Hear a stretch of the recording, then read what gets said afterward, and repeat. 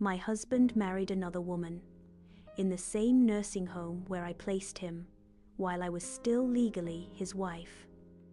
I'm 73 years old. My name is Margaret Chen. I've been married to Robert for 52 years. 52 years of building a life together, raising 3 children, surviving cancer twice, burying our parents, or so I believed. 3 years ago, Robert was diagnosed with dementia at 70. He was still sharp enough to crack jokes at dinner then, still remembered our anniversary, still called me Maggie like he had since college, but the doctors warned us it would progress quickly. By last year, he wandered outside in his pajamas, looking for a job he'd retired from 15 years earlier. The night he left the gas stove burning and nearly set fire to our kitchen, I knew. Our daughter, Jennifer, pushed me toward Sunrise Gardens, an upscale retirement community in San Diego with specialized memory care. Mom, you're 73. You can't do this alone anymore. Her concern felt like judgment. I resisted for months. Placing Robert in a facility felt like abandoning our vows, but I had no choice left. That first month, I visited every morning at 10. I walked into that building with its cheerful yellow walls and plastic plants, sat with Robert for hours. Some days he knew me. Most days he stared through me like I was fog. But I held his hand. The warmth of his palm was the only thing I had left of us. The staff assured me he was adjusting well. Robert's very social. He's made friends in the activities room. I was relieved. At least he wasn't suffering alone. Then came March 15th, Wednesday. Raining. I'd forgotten my umbrella. Water dripped from my coat onto the polished lobby floor as I walked toward Robert's usual spot in the common room. Empty. I asked Brenda, one of the nurses. She got this look. Pity and panic, mixed. "Mrs. Chen, maybe you should speak with the director." My heart hammered. Fallen? Worse? I ran. Wet rubber squeaked with every step. Director Morrison sat behind his desk, visibly uncomfortable. Behind him stood a woman I'd never seen, maybe 65, perfectly styled silver hair, expensive pantsuit, pearls, furious. "Mrs. Chen," Morrison began carefully, "there's been a situation concerning Robert." "What situation? Is he hurt?" The woman stepped forward, her face twisted. "Your husband proposed to my mother. Yesterday, they had a ceremony." I laughed. The absurdity of it. A ceremony? Robert has dementia. He doesn't even remember his own name half the time. They exchanged vows.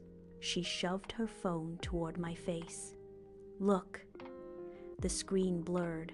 Water slid off my coat and beaded on the glass. I blinked. Focus. Robert in a gray suit, familiar Windsor knot, unfamiliar color. An old woman in white.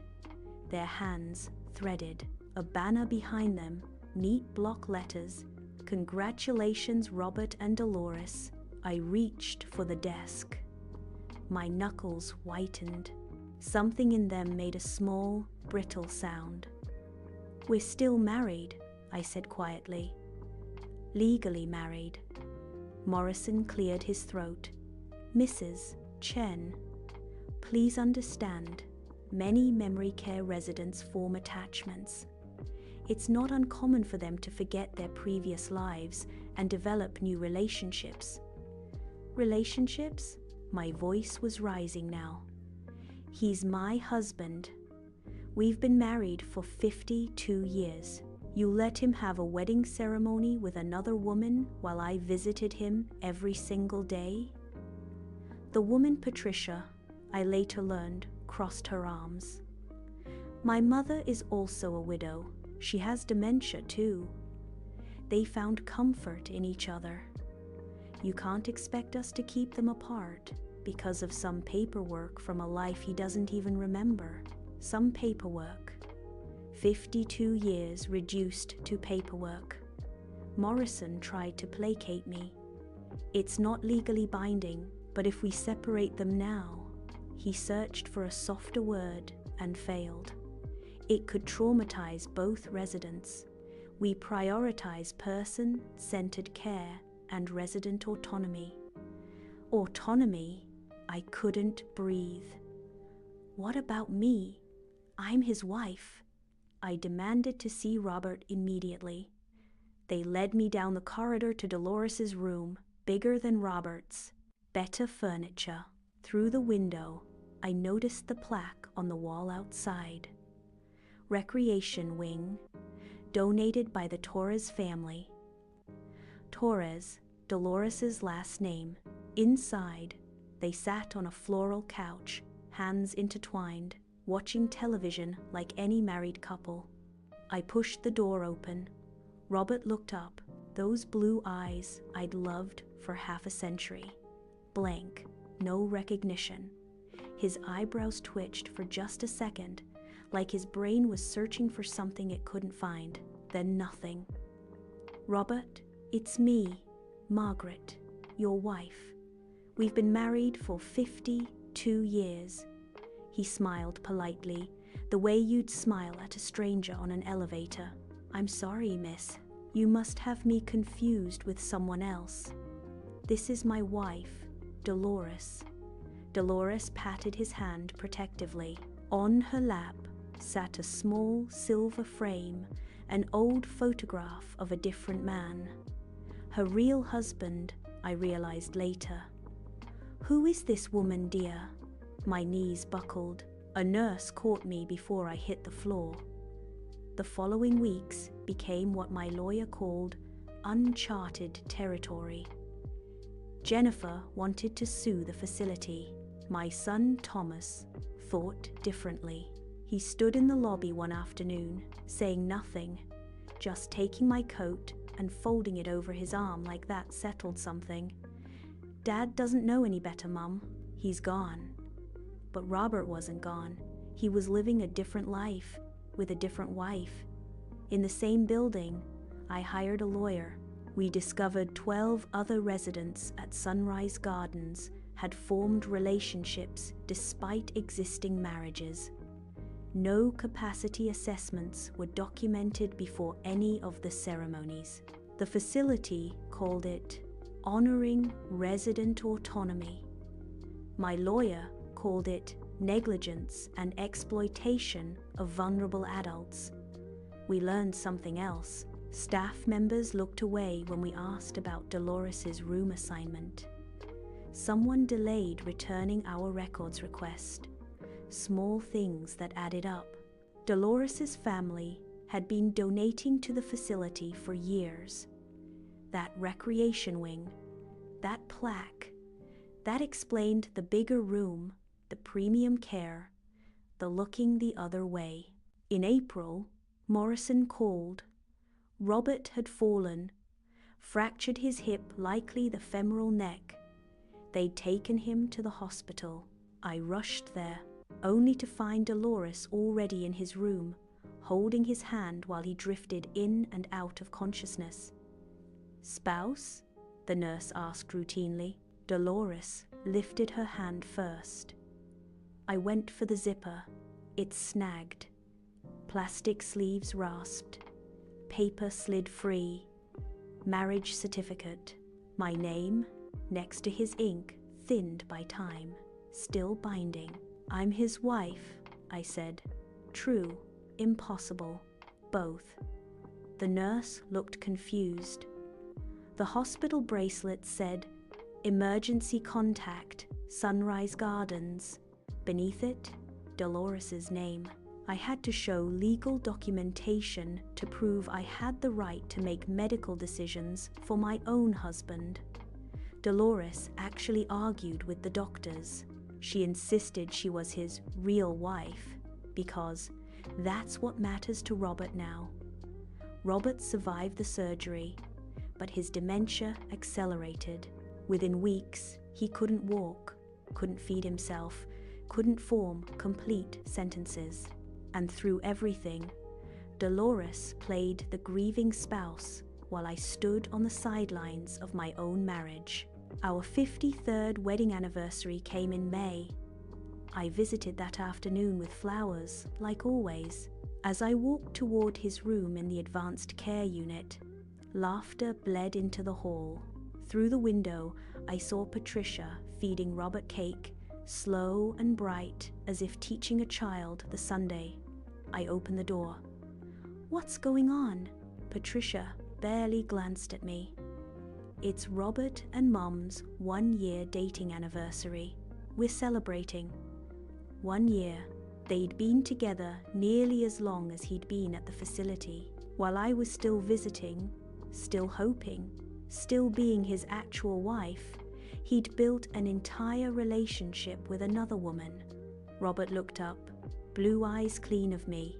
The smile he gave Dolores was gentle, unlabored. A thought I didn't invite arrived anyway. He is happier. In his confused, fractured mind, Dolores made him happy in a way I couldn't anymore, because he didn't remember me. He didn't remember our life, our children, our 52 years. To him, I was a stranger who showed up and cried. Dolores was the woman who made him smile. Last week, Robert passed away. Peacefully, they said. Dolores held his left hand. I held his right, the one with our ring. The band was cold, the skin warm beneath it, as if a door could be shut and open at once. Patricia stood in the corner on her phone. My children cried in the hallway outside. At the funeral, I sat in the front row as his legal widow. Dolores sat 3 rows back, weeping dramatically, wearing black with a veil. People who didn't know the story thought she was a kind friend. People who did know whispered and stared. Jennifer gave the eulogy. She spoke about her father, the man he was before dementia stole him. She mentioned our 52 years together, our 3 children, our grandchildren. Dolores sobbed loudly, making it all about her grief. I don't know which husband I'm mourning. The one I lost to dementia 3 years ago? The one I lost to another woman last year? Or the one I finally lost to death last week? The lawyers are still fighting over Robert's possessions in Dolores's room. She claims he gave them to her. I know he was confused, but proving cognitive incapacity after the fact is nearly impossible. Jennifer says I should write a book, expose what happened. Thomas says I should move on. My therapist says I need to grieve not just Robert, but the dignity I deserved and never received. I don't know what to do with this anger, not just at Robert, who couldn't help what happened to his mind, but at the system that was supposed to protect him, at the facility that let donor money influence care decisions, at the woman who knew he had a wife and pursued him anyway. Sometimes I torture myself. Was I a bad wife? Did I fail him? Should I have fought harder, visited longer, loved better? But I visited every day. I held his hand every day. I loved him every day. Even when he didn't know who I was, I did everything I could. Here's what I need you to understand. When someone you love forgets you, it doesn't erase what you shared. Those 52 years still happened. They still matter, even if only one of you remembers. The wedding ring proved that. Even when his mind forgot, his finger remembered. But I'm left with questions. When memory leaves, does love stay? If a mind remakes its home, what becomes of the vows? Is happiness in the moment worth more than loyalty to a forgotten past? I don't have answers, I have what remains: the ring, the rain, and 52 years that still happened. If you were in my position, what would you have done? Would you have fought to keep them apart? Would you have let him have his happiness, even if it meant erasing you? Tell me in the comments, because even now, I don't know if I did the right thing. I only know I did the only thing I could.